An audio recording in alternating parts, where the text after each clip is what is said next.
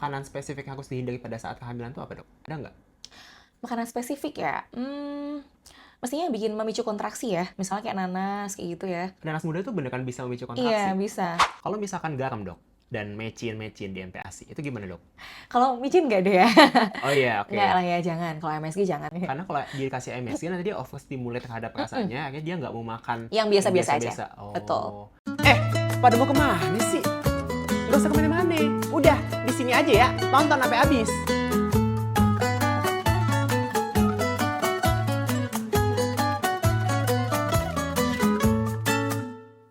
Halo teman-teman, selamat datang di podcast malam minggu. Kali ini mengundang Dr. Aisyah, spesialis anak. Dr. Aisyah ini adalah dokter yang bekerja di Rumah Sakit UNS Ya. sebagai dokter spesialis anak, juga dosen Iya, di betul. UNS. Oke, dok, ini sebenarnya pertanyaannya bakal banyak banget, apalagi tentang anak, dok. Mm-mm. Tapi mungkin kita bahas dulu tentang mitos dan fakta, dok. Karena banyak orang tua di luar sana yang masih bingung nih, sebenarnya kalau minum es batu ketika anak lagi sakit itu, atau mungkin minum es batu secara umum, atau es-esan lah ya, itu bisa bikin batuk pilek gak, dok? Oke, jawabannya sebenarnya enggak ya, itu mitos. Yang bikin batuk pilek bukan esnya, tetapi virus gitu. Jadi kalau virus kan kita ada dari mana aja ya. Kalau misalnya nih, Dokter Iksan hujan-hujan keluar, terus makan yang sembarangan misalnya, itu bisa bikin batuk pilek gitu. Atau misalnya, kalau misal cenderung ya, kalau es ini beli di luar atau enggak. Kalau misalnya air es rumahan, Dokter Iksan pakai air mateng gitu kan, dimasukin ke freezer jadi es, itu nggak otomatis bikin batuk pilek. Sebenarnya yang bikin batuk pilek adalah virusnya, misalnya influenza, rhinovirus, segala macam. Ketika daya tahan tubuhnya lagi jelek, misalnya habis hujan-hujanan, atau kecapean, atau misalnya habis liburan sekolah gini, bepergian ya anak kecil, ini ya misalnya kita orang dewasa nih, pergi dari Solo ke Jakarta nih, kayak saya nih ya. Oke. Oke, kita baik-baik aja. Paling kita tidur capek, pegel, selesai tidur kita baikan. Anak kecil bisa aja dia daya tahan tubuhnya jadi keok, KO ya. Terus dia minum es, bisa aja dia jadi sakit. Jadi yang bikin sakit bukan esnya, tetapi virusnya gitu ya. Dan paling banyak virus apa, dok? Virus influenza, rhinovirus kayak gitu. Kalau misalkan anak lagi batuk pilek, itu kan kebanyakan orang tua atau kita sebagai dokter ngelarang untuk minum es. Sebenarnya apakah itu mutlak, dok? Setiap anak yang batuk pilek itu nggak boleh minum es? Nah, ini menarik ya. Jadi, sensitivitas tiap anak tuh berbeda-beda. Ada anak yang gampang banget alergi dingin misalnya. Oke. Ada anak yang emang punya faktor alerginya lebih tinggi. Jadi dikasih es, dia jadi pilek. Nah, pileknya ini bukan karena esnya tuh Esnya. bikin sakit, tapi karena misalnya dia nggak kuat dingin, dia jadi meler Oke. gitu. Atau dia jadi batuk yang alergi seperti itu. Tapi kalau lagi batuk, itu menghindari es atau boleh minum es? Karena yang saya baca, dok, kalau misalkan pada kondisi-kondisi radang, itu kan kita membutuhkan dalam tanda kutip sumber dingin supaya menetralisir dari peradangannya itu. Tapi ada juga jurnal yang mengatakan kalau misalkan lagi radang, sebaiknya minum air hangat karena itu membantu secara fisiologi kita supaya lebih nyaman. Jadi sebenarnya apakah boleh kalau lagi radang itu minum es atau jangan? Boleh aja, kayak misalnya dokter yang di Jerman ya, justru menganjurkan pasiennya untuk minum air dingin. Tapi bedakan di Jerman itu airnya lebih bersih. Di Indonesia dokter tahu Oke. sendiri seperti apa. Mungkin Iya. lebih ke situ. Tapi memang kalau dokter di Indonesia lebih menyarankan kalau batuk minumnya air putih hangat ya gitu, karena lebih nyaman di sini gitu. Tapi bukan berarti tidak boleh sepenuhnya untuk minum air dingin. Maka itu kembali ke masing-masing anak gitu. Oke. Kalau tadi untuk yang virus influenzanya, dok, itu bisa dibantu dengan vaksinasi nggak? Oh, sangat bisa. Jadi kalau kita bicara balita, itu imunisasi dasar 2 tahun kalau sudah dipenuhin, Dok, itu udah sangat cukup untuk mencegah infeksi yang berbagai macam gitu ya. 2 Nah, tahun. Semua vaksinasi. namanya imunisasi dasar. Dasar, oke. Itu sampai terakhir 18 bulan kan. Oke. Nah, kalau influenza sendiri ada vaksinnya. Vaksinnya namanya ya vaksin influenza, ada 2 dosis ya, bulan pertama, bulan kedua, terus diulang setahun sekali. Nah, tapi kalau misalnya dia sudah mendapatkan imunisasi dasar, di situ ada PCV juga, terus ada pentabio segala macam, itu sudah cukup efektif ya untuk mencegah anak itu mendapatkan penyakit-penyakit yang menular gitu. Oke, jadi nggak perlu vaksin influenza kayak kita dewasa. Nggak harus, tapi direkomendasikan. Jadi kalau dokter tahu ada namanya jadwal imunisasi Kemenkes sama IDAI. Kalau yang Kemenkes memang yang disubsidi pemerintah. Nah, Betul. itu sekarang udah nambah. Dulu tuh zaman kita kecil belum ada tuh rotavirus, PCV, apalagi ya yang ditambah sekarang tuh. Ya itulah antara itu dua itu. Karena ini mahal, tapi sekarang alhamdulillahnya mulai 2023 tuh udah ada. Oh, ditambah. Tuh. Nah, kalau imunisasi IDAI itu ada influenza kayak gitu, HFMD belum masuk rekomendasi. Terus ada Japanese encephalitis kayak gitu. Oke. Ada vaksin dengue segala macam. Sebenarnya bedanya apa dok? Bedanya hanya kalau yang program pemerintah memang disubsidi gitu. Jadi Mm-mm. makanya dikatakan imunisasi wajib atau dasar 2 Oke. tahun pertama. Setelah itu masih ada PR lagi nggak dok? Sebenarnya masih kalau kita mau ngikutin rekomendasi IDAI gitu. Oke. Hmm, Sebagai tambahan. betul sekali. Kalau Mm-mm. misalnya diikutin tuh imunisasinya lebih lengkap, Mm-mm. maka lebih baik. Tetapi minimal 2 tahun tuh sudah bagus tuh kalau dipenuhin gitu. Yang imunisasi dasar dari Kemenkes itu. Iya, betul sekali. Oke. Nah, terus habis itu kebanyakan ibu-ibu kalau misalkan anak-anak itu banyak khawatiran tentang penggunaan gadget. Itu benar nggak sih dok, kalau memberikan gadget ke anak, nggak boleh sampai dengan dia usia 5 tahun? Ya, jawabannya nggak sepenuhnya salah gitu ya, nggak sepenuhnya benar juga. Jadi gadget itu yang dilarang di bawah 2 tahun. Di belakang di bawah 2 Nah, tahun. berarti kalau dia udah 5 tahun boleh dong gitu kan. Oke. Cuman ini agak tricky ya. Jadi bukan terus kita ngasih gadget udah kita tinggal gitu aja. Jadi harus didampingin. Jadi definisi dilarangnya itu adalah tanpa pendampingan. Betul sekali. Karena Oke. kita tahu ya, internet sekarang tanpa batas ya. Mm-mm. Unlimited bisa scroll sampai ketemu sesuatu yang kita nggak expect itu dilihat sama anak-anak gitu. Oke. Apalagi belum dikasih parenting guide, kan sebenarnya bisa diatur ya kayak gitu parenting guide. Mm-mm. Bahkan bisa diatur ya dari HP-nya mamah papahnya, ini bisa mati gitu. Iya benar. Tahu nggak? Udah Iya, bisa iya. belum punya anak sih soalnya. Tahu dok. Ponakan saya kan ada yang kayak gitu Iya, soalnya. jadi pernah udah mati, baterai habis, padahal sebenarnya dimatiin sama mama Iya, papanya iya. gitu. Atau kita atur yang dilihat sama anak tuh ya channel ini aja gitu.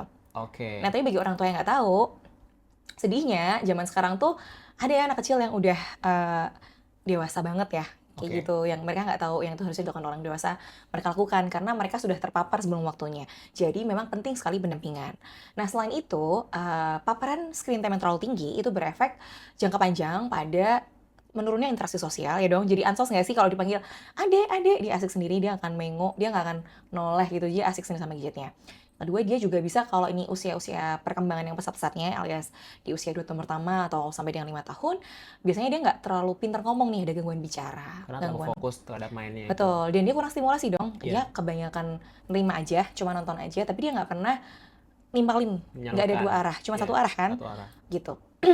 Terus ya itu biasanya gangguan komunikasi, gangguan bicara sama interaksi sosial. Maka pemberian screen time itu sebaiknya didampingi orang tua. Misalnya nih nonton Shaun the Sheep misalnya, Heeh. itu kan cuman au aja kan, Iya. nggak ada, even nggak ada dubbingnya bahasa Indonesia Betul. kan. Nggak ada Makan kata-kata yang keluar. betul. Jadi anak nggak paham. Ini sebenarnya yang mereka akan excited nonton itu, sebenarnya yang excited adalah gambarnya yang bergerak itu. Tapi dia tidak mendapatkan asupan apa ya, stimulasi yang Stimulasi. seharusnya gitu. Tapi kalau bolehnya itu definisi mulai usia berapa dok anak itu dikasih screen time? 2 tahun.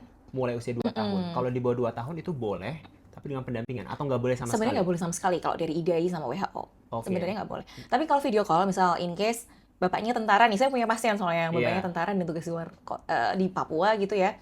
Titipin sama saya dok, saya titip anak saya. Nih, ibunya tetap di Solo ya. Oke. Itu video call boleh karena apa? 2 arah. Jadi ada ayahnya di sana yang ngomong sama dia, dia mencoba untuk berinteraksi. Oh. Itu nggak apa-apa. Oke, dengan Gitu. catatan tertentu ya dok ya. Ya ada komunikasi 2 arah di situ. Oke. Tapi kalau cuman ya udah dia nonton, misalnya nonton Dora the Explorer gitu, dia nonton, dia kan nggak ngomong gitu, maka harus didampingin, misalnya didampingin, ayo adek, itu yang mana, yang gambar peta yang mana misalnya, yang ini mamah gitu misalnya, itu kan jadi terjadi apa ya, pengajaran lah di situ, ada apa sih, masuk lah pola asuh kosakata di situ. Oke, tapi kalau 2 tahun itu berarti ada, kalau kayak MPASI kan ada mulainya dulu dari yang halus-halus gitu dok. Kalau mulai usia 2 tahun itu dia screen time-nya ada mungkin gambar tertentu yang disarankan yang lebih lambat atau kalimatnya lebih lambat atau bagaimana dok? Atau Sebenarnya nggak ada? nggak ada aturan khusus ya, ya penting jangan terlalu apa ya, iya biasanya disesuaikan ya, mainan edukasi misalnya, biasanya orang tua tuh main game anak-anak misalnya, main game edukasi juga sebenarnya memberikan stimulasi ya gitu. Oke. Tapi kalau 2 tahun saya rasa belum ngerti sih, biasanya yang mainan edukasi itu 4 tahun yang udah mulai sekolah kayak gitu. Kalau 2 tahun paling cuma nyanyian aja, baby shark dudu gitu. Oh iya paham. Ya paham. paling kayak gitu sih, suka-sukanya orang tuanya nyetelin apa. Yang penting didampingin sambil lihat, oh itu loh dek hiunya, itu hiu ya, itu mama hiu, itu ayah hiu, itu nenek hiu segala macam. Intinya didampingin dok Didampingi. gitu. Kalau misalkan screen time itu dikasih pada saat dia makan itu boleh nggak dok? Sebetulnya ini masuk ke aturan feeding rules ya. Oke. Aturan feeding rules itu adalah aturan berian makan. Ini dari IDAI juga. Jadi kalau makan tuh nggak boleh ada distraksi. Oke. Distraksi itu apa misalnya? Ya nonton, mainan atau apa. Akhirnya anak itu akan fokus sama mainannya daripada dia makan. Oke. Gitu. Sedangkan makan itu harus duduk, ya kan disarankan untuk ditaruh di kursi high chair, ya kan? baru kita suapin. Karena pernah lihat nggak ada anak yang kalau makan harus lari-larian Iya. ya itu bakal takes time dan dia juga nggak paham kalau yang namanya makan tuh harus duduk gitu. Oh, Jadi emang itu oke. sebuah apa ya, sebuah pengajaran ya. Kita kan ngajarin dari kecil. Kita sampai gede kita makan duduk kan, Dok. Satu Mm-mm. keluarga, family time gitu kan. Mm-mm. Maka anak dari kecil harus dibiasakan seperti itu. Oke. Takutnya kalau dari kecil, misal ada loh anak yang setiap kali mau makan harus jalan ke taman, naik Oke. odong-odong, harus ke mall. Lama-lama orang tuanya kenapa ajak terus dong ke mall, ke mall, ke Iya. mall. Nanti akan kebentuk, oh aku kalau makan harus ke mall, aku kalau Oh. makan harus begini. Maka tidak akan terbentuk di sini bahwa makan itu aku harus duduk gitu. Ya, Oke. sedangkan gini ya, misalnya nonton TV, kenapa nonton TV atau nonton gadget itu nggak boleh? Sebaiknya ya, sebaiknya. Meskipun ini susah banget sih prakteknya. Walaupun kita orang dewasa tetap makan sambil nonton YouTube.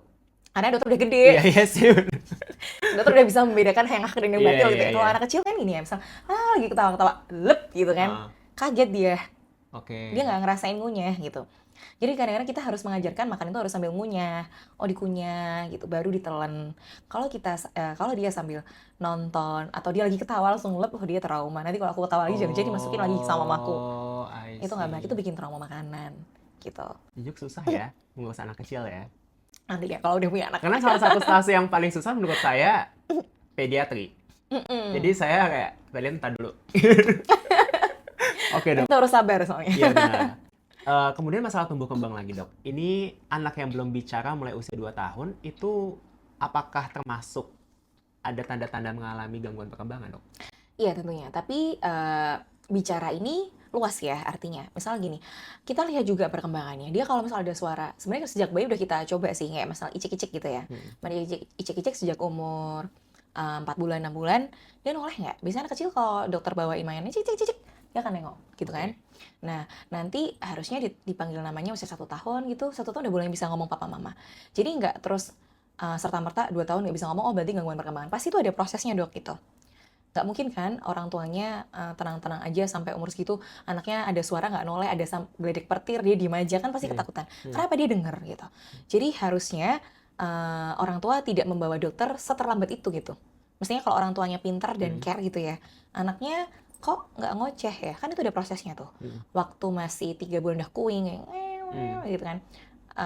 Terus 8 bulan mulai babbling bababadadadada sampai 1 tahun dia bisa ngomong papa mama. Mm. Harusnya kalau 2 tahun dia udah bisa lebih dari 50 kosakata Mm. sama paling nggak ada 2 kata. Misalnya, adik minum, Mm. minum susu gitu, Mm. macam kayak gitu. Jadi nggak mungkin tiba-tiba aja nggak bisa ngomong di usia segitu. Pasti udah ada red flags di awal Mm. gitu. Mulai usia berapa, Dok? Dikatakan dia mengalami red flag. Ya, jadi kalau misal umur 2 tahun belum bisa ngoceh sama sekali, babbling sama sekali gitu. Kalau belum bisa ngomong ya itu masih emang keterlambatan. Paling nggak kan ada 2 kata. Mm. Kalau baru bisa ngoceh ya itu harus dibawa ke dokter juga. Oke, apakah anak yang nggak bisa ngomong itu udah pasti speech delay? Tergantung. Ada yang namanya gangguan komunikasi, ada gangguan bicara atau bahasa. Anak yang kalau dokter tahu anak yang ADHD, anak yang autisme, sebetulnya mereka pintar gitu. Mm. Tetapi mereka emang ada gangguan perilaku dan gangguan komunikasi. Anak yang aktif sekali, anak yang suka main sendiri gitu. Mm. Maka anak seperti ini memang harus dididik gitu, harus diajarin untuk pertama kita terapi perilaku dulu biar dia tenang. Mm. Setelah dia tenang, dia bisa kasih pengasuhan, pengajaran, Mm. kosakata, Mm. stimulasi ya. Nah, itu harus tenang dulu. Mm. Nah, ini biasanya butuh bantuan dokter anak juga untuk meresepkan obat-obatan tertentu gitu.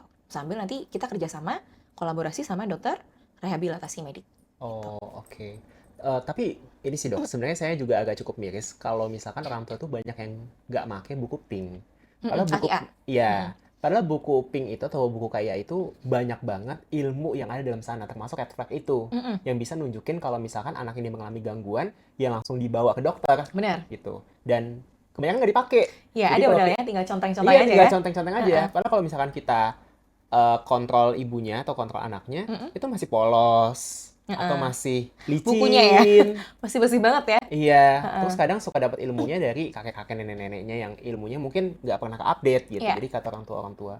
Jadi itu sih maksudnya kayak kebanyakan orang tua nih menyepelekan buku pink itu, menyepelekan buku kaya itu. Iya benar, padahal itu rapot ya. Saya sering kali gini kalau ke saya, ke dokter anak ya.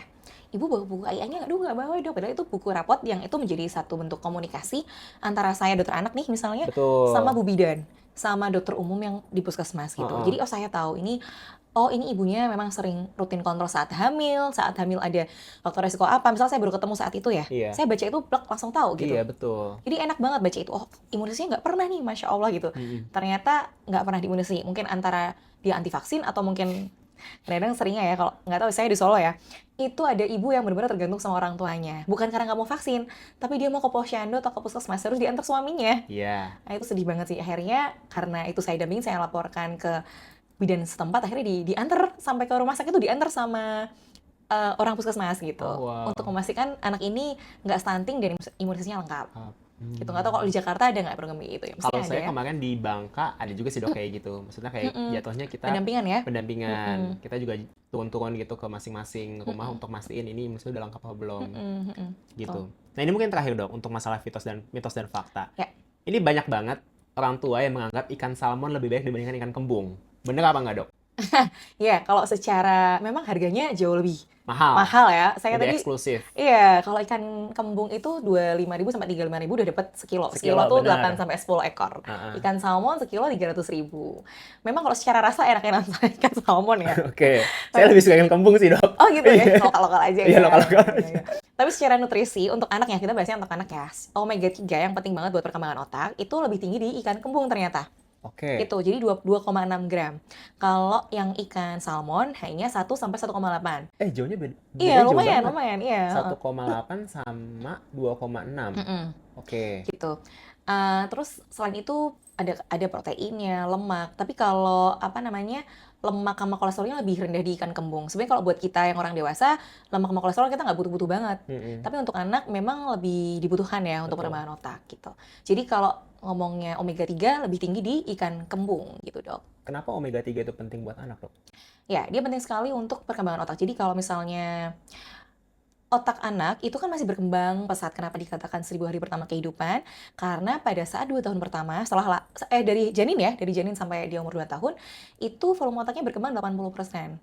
Sampai dia dewasa, nambahnya cuma 20%. Berarti sepesat itu gitu ya dok ya. Nah, sebetulnya ada miliaran sel saraf di otaknya anak itu. Anak dari bayi sampai dia umur 2 tahun. Dari janin bahkan. Nah, tapi bisanya nyambung, semakin pekat, semakin ruwet, itu Padet. semakin pinter anaknya gitu. Nah, itu bisa nyambung dengan bantuan antara lain protein, lemak, omega 3, zat besi ya. Itu untuk demilianisasi. Jadi supaya penghantaran sarafnya itu bisa maksimal, bisa nyambung antara itu gitu. Dan ada serabut saraf otak yang di situ. Nah, itu dibantu dengan zat besi dan omega 3 juga antara lain seperti itu.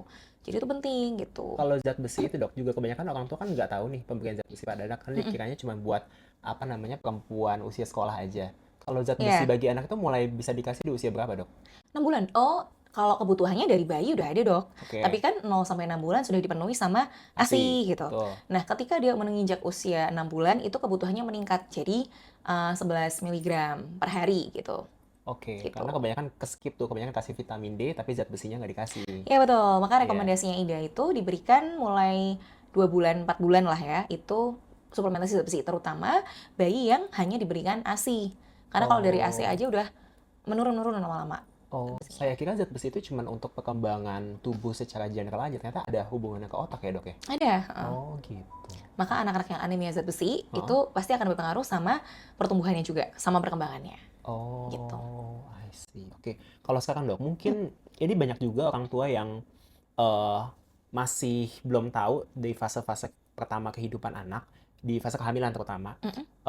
Sebenarnya ada nggak sih dok nutrisi yang paling berpengaruh besar untuk pengembangan otak anak dan makanan yang mungkin dihindari pada saat kehamilan? Oke, jadi sama halnya ketika mau program hamil ya, ibunya akan disarankan oleh dokter kandungan untuk konsumsi asam folat. Karena itu penting sekali untuk mempersiapkan kehamilan gitu ya. Jadi sama ya, pada saat ibu hamil itu asam folat, zat besi. Nah, zat besi ini akan meningkat kalau misalnya pada saat dia wanita yang tidak hamil itu berapa ya, sekitar 11-15 mg lah ya. Waktu udah hamil dia meningkat 2 kali lipat. Karena apa? Di dalamnya ada janin. Betul. Di situ dia janinnya makanan atau nutrisinya semuanya mengandalkan dari plasenta, which is itu ibunya juga kan. Jadi zat besi ini kan untuk bentuk hemoglobin. Hemoglobin adalah zat warna merah darah yang tugasnya untuk mengedarkan oksigen ke seluruh tubuh. Jadi si janin ini sudah perlu untuk oksigennya ya oksigen itu dibutuhkan tubuh kan. Jadi kalau misalnya zat besinya nggak terpenuhi, maka janinnya juga bisa mengalami hipoksia. Hipoksia itu kurang oksigen, seperti itu. Oke. Jadi ibu hamil sangat penting untuk konsumsi zat besi. Kenapa asam folat juga penting? Asam folat tadi pembentukan otak janin. Jadi pembentukan otak janin itu mulai dari 18 hari pertama dan paling penting lagi di trimester ketiga gitu. Jadi Oke. harus banget minum asam folat. Terus protein, lemak gitu ya. Ya itulah. Makanan spesifik yang harus dihindari pada saat kehamilan itu apa, Dok? Ada nggak? Makanan spesifik ya. Mestinya bikin memicu kontraksi ya. Misalnya kayak nanas kayak gitu ya. Nanas muda itu beneran bisa memicu Iya, kontraksi? bisa. Cuman itu harusnya dokter kandungan sih yang bahas ini. Oh iya, oke sih, bener sih. Oh, wow. Antara lain. Ternyata itu beneran ya, bukan hoax ya? Iya, maka kalau berhubungan pun tidak disarankan ya di awal-awal Iya. masa kehamilan. Bikin kan sperma tuh ada yang membuat jadi Kontraksi. Nanti Oke. jadi gugur dong. Tapi kalau udah mau kelahiran di situ disarankan supaya memicu biar gampang keluarnya. Oke. Kalau ini masih masuk kapasitas untuk anak nggak, Dok? Misalkan orang tua yang minum obat-obatan pada saat kehamilan, itu bisa mengganggu perkembangan si anaknya. Ini masuk kapasitas dokter atau? Iya, masih bisa sih. Saya bukan baca, ini sempat keluar di sosmed saya kayaknya. Saya sempat baca selentingan gitu. Masuk paracetamol gitu. Katanya itu bikin gaduh ya, jadi pada takut kan. Sebenarnya sampai saat ini tetap karena ibu hamil tuh susah banget ya untuk minum obat tuh takut banget pasti. Betul. Bahkan krim aja nggak boleh mengandung Retinol. betul. Itu bisa bikin letal kan. Betul. Maka apapun yang dimasukkan atau yang masuk ke tubuh itu harus langsung ke dokter. Tetapi kalau hanya paracetamol, saya rasa tuh aman asalkan satu dosisnya sesuai yang dianjurkan oleh dokter. Yang kedua nggak boleh jangka panjang. Ya, yang kemarin bikin heboh itu kalau nggak salah ya itu dikait-kaitkan sama kejadian ADHD sama autisme. Oke. Ya, memang habis saya baca tadi ya, memang ada kaitannya, tetapi ini tidak langsung punya hubungan sebab akibat. Oh, terus kalau misalnya ibu hamil konsumsi paracetamol, anaknya pasti ini enggak. Jadi itu penelitiannya kalau kita jabarkan itu kekurangannya adalah satu, usia kehamilannya tidak pasti. Oke. Jadi tidak sama gitu. Yang kedua, durasi pemakaian paracetamolnya juga nggak sama, nggak heterogen, nggak homogen gitu. Yang ketiga, dosisnya juga nggak jelas berapa. Jadi memang paracetamol kalau buat anti nyeri aja nggak apa-apa.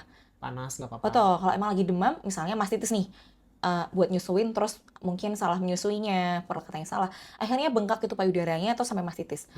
Kan untuk mengurangi nyerinya harus minum anti nyeri kan, gitu. Paracetamol nggak apa-apa, tapi jangan minum lama-lama. Oke. Harus konsul dokter juga sebaiknya. Termasuk pemberian antibiotik. Tidak semua antibiotik itu aman untuk ibu hamil. Betul. Gitu. Paling cuma amoxicillin ya biasanya kalau ibu hamil.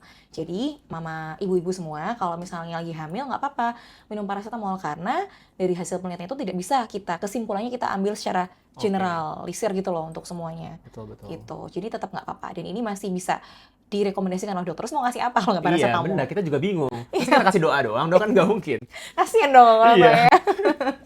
Jadi iya harus kritis ya dalam menerima berita karena satu penelitian tuh nggak bisa kita langsung baca dulu. buat Benar, harus dibaca dulu. Iya, betul. Nah, sekarang kalau misalkan ngomongin tentang masalah ASI, Dok. Apakah semua anak yang dikasih ASI harus dicampur dengan susu formula supaya mencukupi kebutuhan nutrisinya? Karena kebanyakan orang tua itu kan yang saya sering temui ya, Dok, di lapangan tetap dikasih susu formula. Padahal sebenarnya ASI udah cukup, tapi ibunya takut, tapi anaknya tetap lapar, tetap minta, tetap reok-reok gitu. Taunya lapar gimana? Nah, saya nggak tahu kan secara subjektif ibunya. Yeah. Nah, itu sebenarnya perlu nggak, Dok? Atau sebenarnya kalau ASI aja dibanding dicampur? Karena yang saya pernah baca juga, kalau dicampur itu bisa meningkatkan beberapa macam resiko, salah satunya ada diare. Ya, betul. Kemudian resiko alergi juga bisa meningkat. Gitu. Iya, betul sekali. Jadi gini Dokter Iksan, ini tadi nggak disebutkan juga usianya ya. Bayi itu sebetulnya bisa hidup hanya dengan ASI, tapi usianya 0-6 bulan. Okay. Dan itu cenderung aman banget karena kan dia cuma dapat ASI dari ibunya, which is dia nggak dapat paparan dari luar.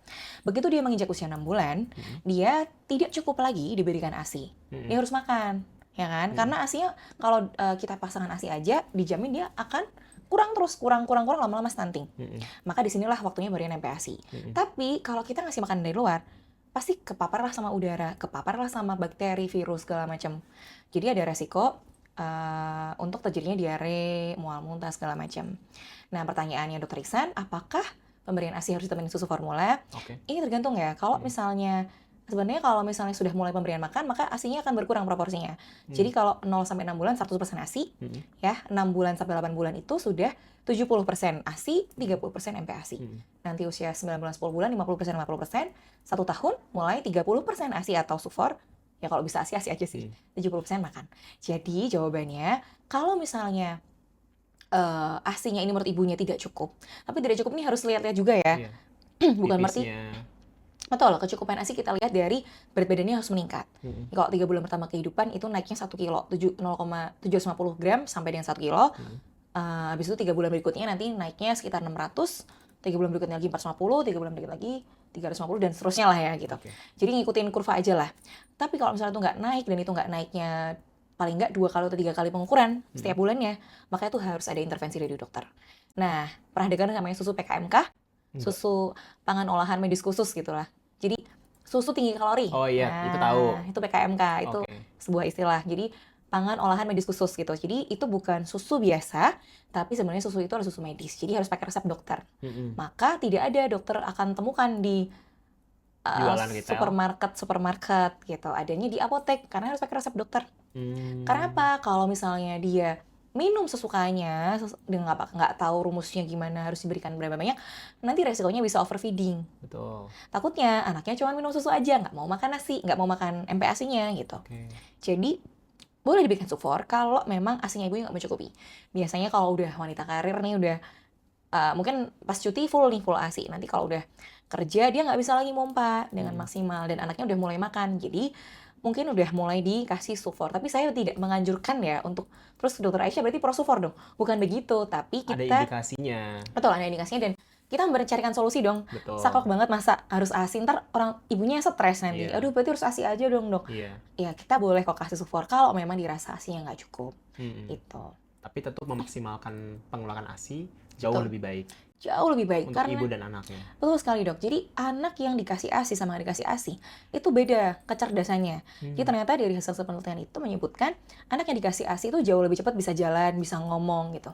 Oke. Karena dalam ASI itu ada imunoglobulin, ada omega, pokoknya faktor-faktor yang kecerdasan faktor-faktor yang nggak bisa didapatkan di susu formula tuh ada di ASI gitu. Oke. Nggak gampang sakit juga tentunya. Jadi emang kita nggak bisa saklek langsung mutusin kalau setiap anak itu nggak bisa dapat susu formula. Kalau jika ada indikasinya, Betul. baru boleh diberikan. Kalau misalkan garam dok, dan mecin di MPASI, itu gimana dok? Kalau micin nggak ada ya. Oh iya, oke. Nggak lah ya, jangan. Kalau MSG jangan. Tapi kalau cuman garam, Heeh.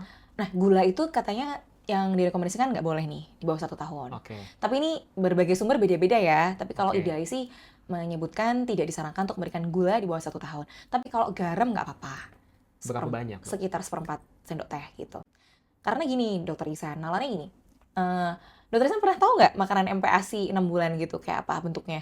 Kalau saya dulu nyobain punya adik saya kayaknya yang saya cobain buah aja sih dok. Oh buah ya? Yang saya cobain ya dulu buah sama bubur-bubur dia yang dilumetin. Rasanya gimana? Pernah nyoba nggak? Ada ati-atinya gitu. Iya kan tergantung usianya sih. Iya Kalau sih. bubur saring tuh bener-bener, aduh ya kayak gitulah bubur saring ya. Blenyek sih dok. Blenyek Iya, ya. rasanya Kalau cuma kita orang blenyek. dewasa suruh makan gitu mau nggak? Pasti nggak mau kan? Ah, Nah kalau bayi yang dia kan emang ususnya kan emang didesain untuk bertahap ya. Nggak bisa Oke. langsung yang tadinya hanya ASI aja, tahu-tahu dikasih nasi Padang. gitu kan nggak mungkin kan. Benar. Jadi emang harus bertahap sesuai panduan. Jadi kalau 6 bulan tuh bubur saring dok. Jadi udah bubur ya udah ada protein, lemak, ada lauk-lauknya, ada nasinya yang diulek, disaring, jadilah itu MPASI 6 bulan. Tapi rasanya sebenarnya nggak, kalau kita ngerasain nggak ada rasanya, tapi bagi bayi itu udah cukup enak gitu. Makanya jangan memberikan rasa yang terlalu enak ketika umur segitu. I see. Nanti sekali dia kena yang enak, dia nggak mau lagi dikasih yang biasa-biasa aja. Oh, Mungkin oke. itu ya tujuannya gitu. Tapi bukan berarti kita tidak boleh memberikan bumbu-bumbuan semacam rempah misalnya. Boleh kok kita kasih rempah. Kayak misal bawang putih, terus ya rempah-rempahan bumbu dapur tuh nggak apa-apa. Biar berasa, tapi tidak untuk menjadi terlalu berasa. Gimana ya ngomongnya? Karena kalau dikasih MSG nanti dia overstimulate terhadap rasanya, akhirnya dia nggak mau makan Yang biasa-biasa aja. biasa-biasa. Oh. Betul. Alasannya hanya itu aja atau ada alasan lain dok? Ya ada alasan lain sebenarnya kalau dijabarkan panjang, tapi kira-kira seperti itu. Oh, oke. Kalau misalkan ibunya lagi sakit, anaknya MPASI sama ASI, terus ibunya tadi minum obat yang kayak paracetamol atau misal obat-obatan lain, itu sebenarnya harus di stop juga nggak dok? Misalkan ada anak nih usia 1 tahun, dia kan udah MPASI Yes. dan dia juga masih ASI dengan Ya. perbandingan tadi 70 dan 30. Tapi ibunya lagi sakit nih dok. Nah, dengan kondisi ibunya lagi sakit kan ibunya kadang butuh obat nih. Ya. Apakah ASI-nya harus di stop dulu dia cuman pure MPASI atau boleh juga didampingi dengan ASI ibunya? Jawabannya boleh didampingi ASI. Karena ibunya tadi kan mestinya dapat obat juga dari dokter ya. Maka seorang dokter yang bijaksana pasti akan menanyakan ibu dalam kondisi hamil atau menyusui gitu. Oh, saya menyusui, Dok. Oh, maka akan dipilihkan list obat yang memang aman untuk ibu menyusui gitu. Oke. Karena ada obat yang memang ekskresinya itu berbahaya gitu. Ada efek sampingnya untuk bayi gitu. Dan Jadi bisa lewat ASI-nya juga. betul, tapi cenderungnya pasti dokternya akan meresepkan yang aman. Jadi nggak Oke. apa-apa. Nggak apa-apa. Oh. Jadi maksudnya ibu-ibu juga jangan khawatir kalau misalkan dokternya itu ngasih obat-obatan. Iya. Karena kebanyakan takut diminum obatnya, ibunya nggak sembuh, ujung-ujungnya malah ibunya tambah sakit, ASI-nya makin nggak keluar. Berkurang. Atau stop bahkan ya lama-lama ya. Oke. Kalau misalkan tadi dok, kita sempat ngebahas tentang omega 3 dan lain-lain. Jadi sebenarnya ikan itu termasuk salah satu sumber nutrisi yang paling baik untuk anak. Betul. Dan apakah anak itu benar-benar butuh lemak, Dok? Kenapa anak itu butuh lemak? Ya, jadi kalau kita bicara kebutuhan nutrisi anak, itu kan tergantung usia sama berat badannya. Jadi bisa dihitung melalui RDA, Recommended Dietary Allowance gitu. Jadi kita hitung benar-benar dari usia sama berat badan tuh diplot dulu lah kayak gitulah. Nah dari situ kita dapat, oh misalnya katakanlah misalnya kebutuhannya 1000 kilokalori nih gitu. Nah kita jabarin nih misalnya umurnya 1000 kalori. Misalnya katakanlah 1 tahun gitu ya. Kebutuhan atau misalnya masih balita deh atau masih bayi misalnya. Itu kebutuhan lemaknya lebih besar daripada kita, Dok. Kalau kita lemak tuh paling 15-20% ya. Kalau bayi 30% kebutuhan lemaknya, apalagi masih fase MPASI. Kenapa butuh lemak bayi sebesar itu, Karena Dok? untuk perkembangan otak tadi 1000 hari pertama kehidupan. Dia perkembangan otaknya sangat pesat sampai 80%. Jadi disinilah fase-fase pentingnya nutrisi itu. Jadi kalau ada orang bilang, "Oh, ini ntar juga tinggi kok kayak orang tuanya 170 cm, satunya bapaknya 180. Apakah anaknya akan pasti tinggi? Kalau masih bayi atau usia balita, itu sangat dipengaruhi sama nutrisi, bukan genetik. Kita bicara genetik nanti kalau udah usia sekolah atau gimana gitu. Jadi memang tergantung dari makanannya gitu. Apa yang kita berikan ke anak. Kalau ke pertumbuhan tinggi segala macam mungkin protein juga ya gitu. Tapi lemak sangat diperlukan untuk perkembangan otak. Jadi memang beda. Mungkin kita kalau makan jeroan-jeroan udah nggak baik, tapi buat anak-anak, bayi, balita itu baik. Karena untuk perkembangan otak, kayak otak sapi. Kemarin sempat anaknya Ria Ricis dikasih otak sapi waktu zaman Idul Adha yang dulu ya. Saya sempat bahas itu di podcast juga.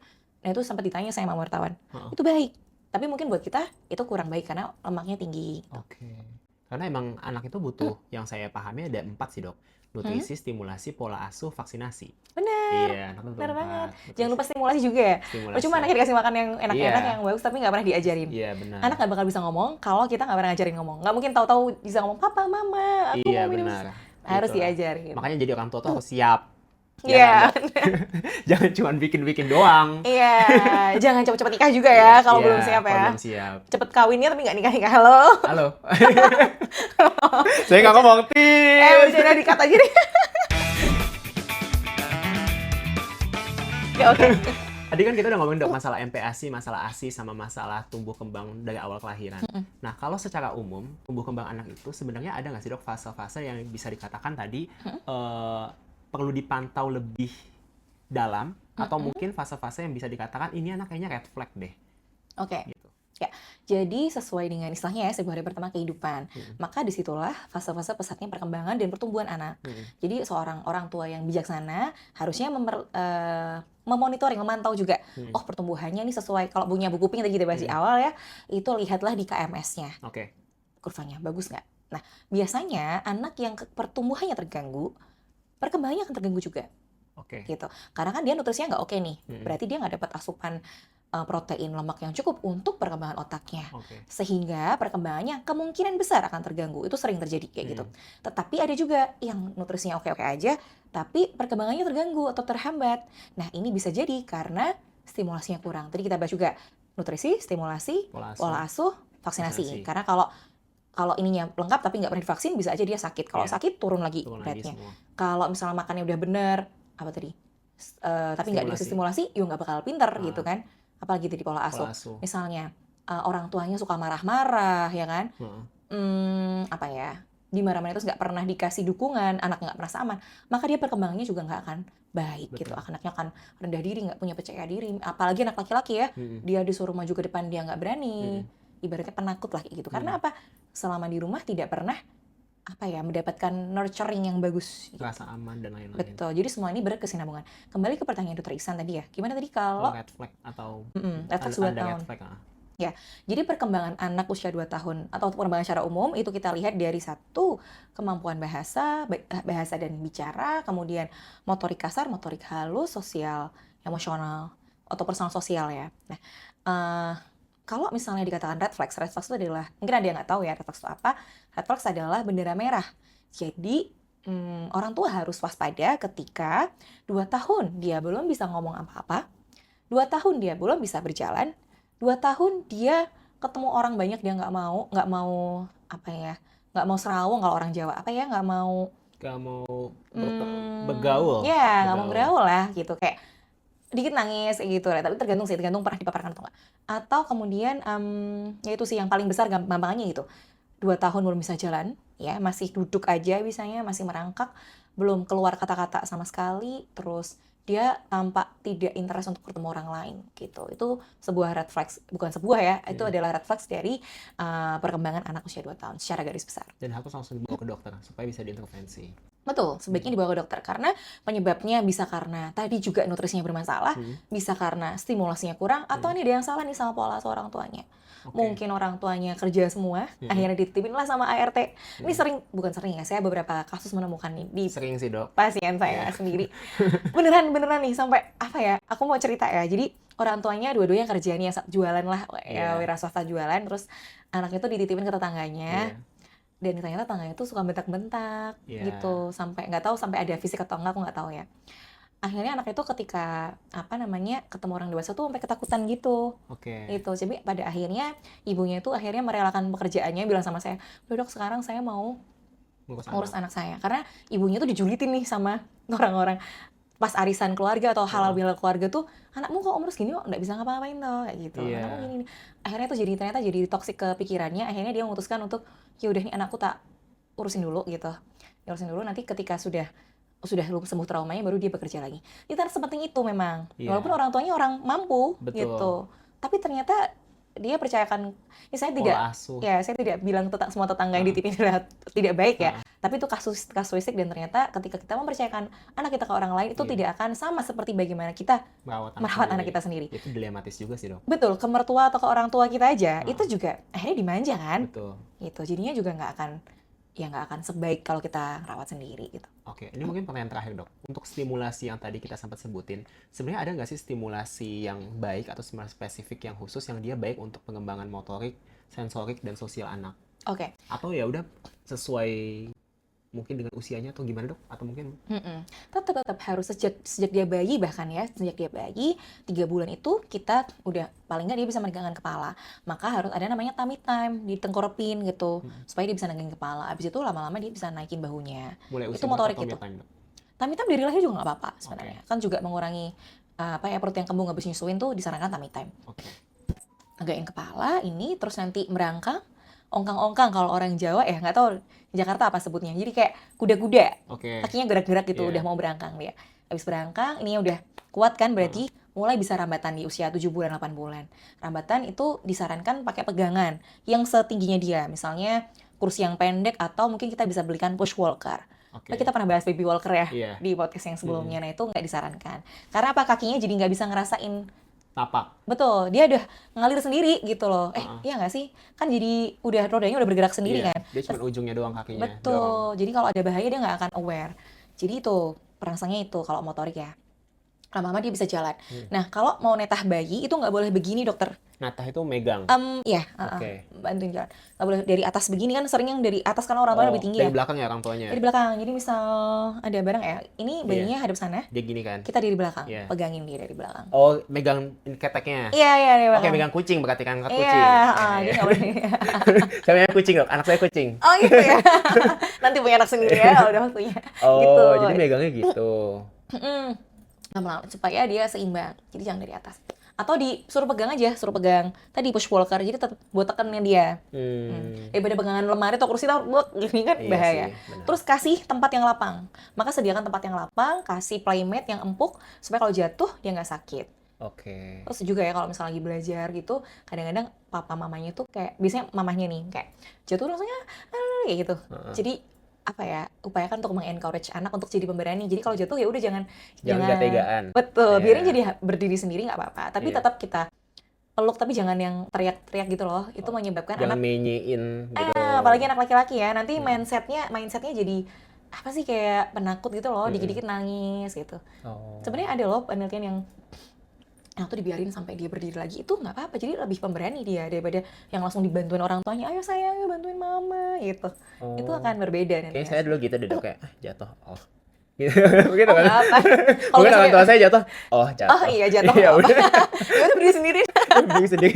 Jadi sekarang deh dok gini. Iya, jadi pinter kan jadi Iya, dokter. alhamdulillah. Oke. Mungkin dokter Aisyah ada edukasi terakhir atau mungkin kalimat-kalimat terakhir yang bisa disampaikan ke moms and dad Oke, tadi yang luar baru sana? motorik ya, yang belum Oh iya, bicaranya. bicara sosial. Bicara juga ya, sosial jelas, jangan tetap kalau ketemu orang ya, maka sejak kecil diciluk kayak gitu kan juga bentuk stimulasi. Mm-mm. Bicara juga, misal lagi nyusuin dok, Oke. nyusuin itu juga bonding, nggak cuma ngasih makan aja ya, Oke. bonding sambil nyusuin, ya adik lapar ya, kayak gitu sambil ngomong, walaupun lah dok bayinya kan belum bisa ngomong, tapi dia ngerti, dia tahu suara ibunya, itu sebuah Oh, bentuk komunikasi. bonding. Oke. Terus sambil diajak ngobrol aja sejak dalam kandungan juga kan sebenarnya Mm-mm. bisa bapaknya dengerin atau ngajak ngobrol atau didengerin murotal atau musik klasik, itu bisa, penelitian menyebutkan itu bisa meningkatkan kecerdasan.